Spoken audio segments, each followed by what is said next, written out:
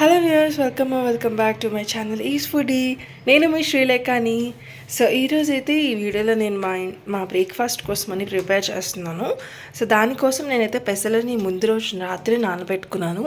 ఒకవేళ లేదు అనుకుంటే మీరు ఒక 6 to 7 hours లేదా 6 to 8 hours అయితే మనం పెసలని నానబెట్టుకోవాలి. సో ఇలా నానబెట్టుకోవాలి పెసలని.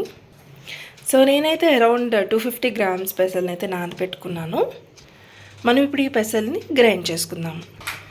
సో ఇప్పుడు ఇందులోనే మిరపకాయలు వేసుకుందాము. సో నేను అరౌండ్ 8 నుంచి 9 కాయలు అయితే వేసుకుంటున్నాను. అందులోనే కొద్దిగా జీలకర్ర 1 టేబుల్ స్పూన్ వేసుకుంటున్నాను. ఇందులోనే కొద్దిగా అల్లం ముక్కలు వేసుకొని గ్రైండ్ చేసుకోవాలి. సో మనం గ్రైండ్ చేసేటప్పుడు ఫస్ట్ అయితే ఇలాగా నీళ్ళు లేకుండానే గ్రైండ్ చేసుకోవాలండి. గ్రైండ్ చేసుకున్న తర్వాత ఒక్కసారి గ్రైండ్ చేసుకున్న తర్వాత అప్పుడు కొద్దిగా నీళ్ళు యాడ్ చేసుకొని మనము ఫైన్ పేస్ట్లా గ్రైండ్ చేసుకోవాలి. సో ఫస్ట్ ఇలా గ్రైండ్ చేసుకున్నాను. తర్వాత ఇప్పుడైతే కొద్దిగా వాటర్ యాడ్ చేసుకుందాము. సో వాటర్ యాడ్ చేసుకున్న తర్వాత మళ్ళీ గ్రైండ్ చేసుకుందాం. సో గ్రైండ్ చేసుకున్నాక నాకు ఇలా వచ్చిందండి, ఫైన్గా వచ్చింది పేస్ట్.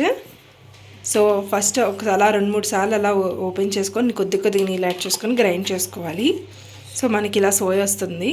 సో ఇప్పుడు ఇందులో సాల్ట్ యాడ్ చేసుకుందాం. ఇందులో టేస్ట్కి సరిపడినంత సాల్ట్ యాడ్ చేసుకోండి. సో నేనైతే బ్యాటర్ని ఇంకో బౌల్లో తీసేసుకున్నానండి. స్టవ్ కూడా పెట్టేశాను, హైలో పెట్టుకున్నాను ఫ్లేమ్. నేనైతే ఐరన్ తవానే వాడతాను.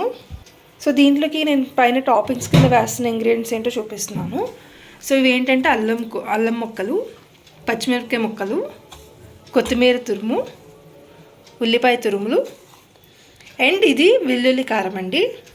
సో నాకు పెనం అయితే కాగిపోయిందండి. సో కొద్ది వాటర్ ఇలా వేసుకుంటే పైన, సో ఇలా వేస్తే వాటర్ మనకి ఇలా వస్తుందంటే మనకి పెనం వేడెక్కినట్టు. సో ఇప్పుడు దాని మీద మనము పెసరట్టు వేసుకుందాం. చిట్టి పెసరట్టు అన్నాను కదా, సో నేనైతే చిన్న గరిటెతో బ్యాటర్ తీసుకొని వేస్తున్నాను. ఫస్ట్ ఆయిల్ వేసుకోవాలి.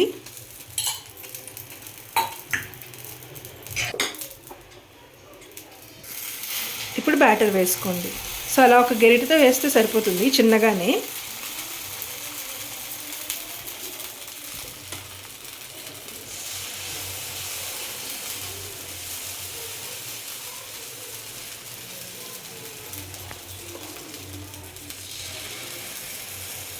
ఇలా వేసుకుని ఒక్కసారి అదిన తర్వాత ఇంక వదిలేయాలండి, ఎక్కువసేపు అద్దకూడదు. ఇప్పుడు దాని మీద మనము కొన్ని పచ్చిమిరపకాయలు వీడియోలో చూపిస్తున్నాను కదా అలాగా, అల్లం ముక్కలు,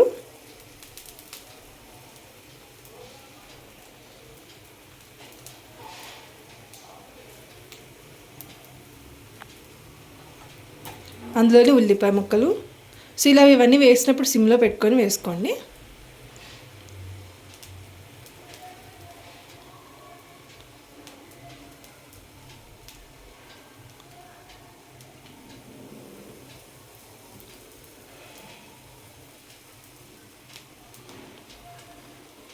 ఇప్పుడు అందులో కొత్తిమీర పైన కొద్దిగా వేసుకోండి.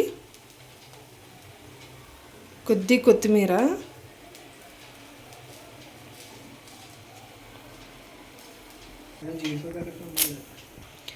ఇందులో జీడిపప్పు పైన టాపింగ్ వేసుకోండి. సో నేనైతే రోస్ట్ చేసిన జీడిపప్పు వేసుకున్నాను.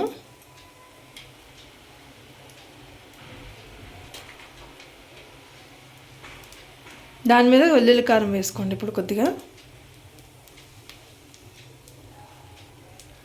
సో నేనైతే వెల్లుల్లి కారం వాడుతూ ఉంటానండి, బయట కొన్న ప్యాకెట్టే. సో వెల్లుల్లి కారం వేసుకొని ఇలా పైన ఇలా స్ప్రెడ్ చేసుకోండి.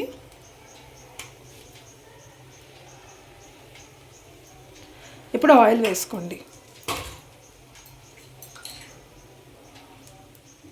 మనకి పెసరట్టు అంతా ఉడకాలి కదా, సో ఆయిల్ వేసుకొని ఒక్కసారి వేయించుకోవాలి. సో ఇప్పుడైతే మనకి పెసరట్టు ఒకసారి తిప్పుకుందామండి.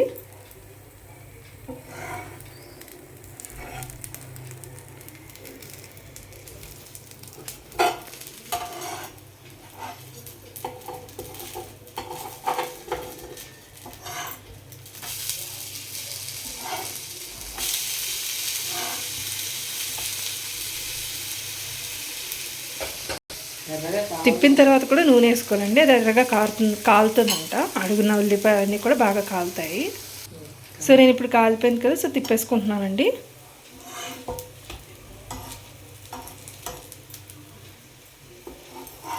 ఎంతో టైం పట్టుదండి ఇది చేసుకోవడానికి. మనకి పెసరట్టు ఇంట్లో చాలా ఈజీగా అయిపోతుంది, చిట్టి పెసరట్టు.